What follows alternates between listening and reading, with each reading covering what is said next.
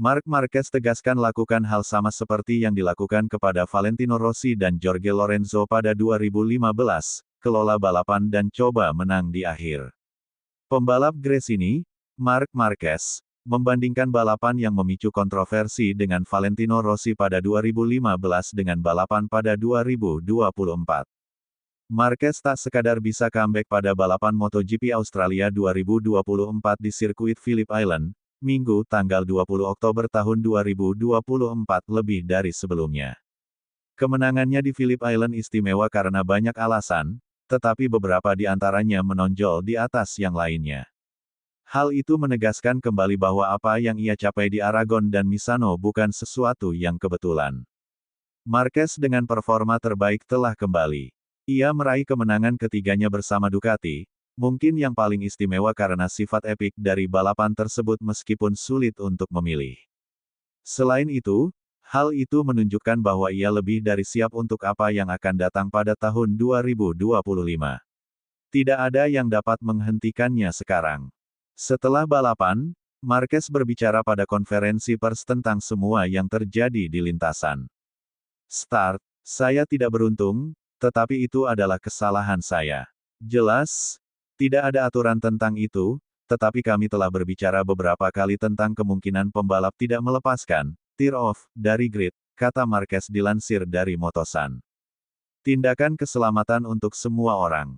Kali ini, saya tidak punya pilihan, karena di sini di Australia beberapa serangga benar-benar besar.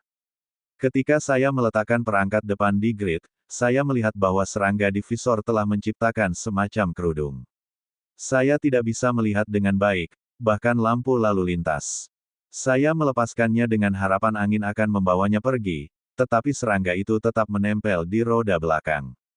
Pada saat itu, saya mengerti bahwa serangga itu telah jatuh di sana meskipun saya tidak pernah berpikir itu dapat memicu slip. Pada awalnya, saya mencoba untuk tidak bergerak terlalu jauh dari garis karena saya tahu saya sedang disalip di mana-mana.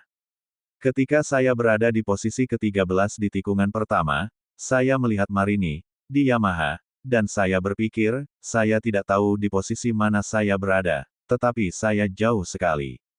Di dua tikungan, saya melakukan beberapa gerakan menyalip dan menemukan diri saya dalam posisi yang baik. Marquez harus memeriksa gambar karena tidak tahu bagaimana melakukannya.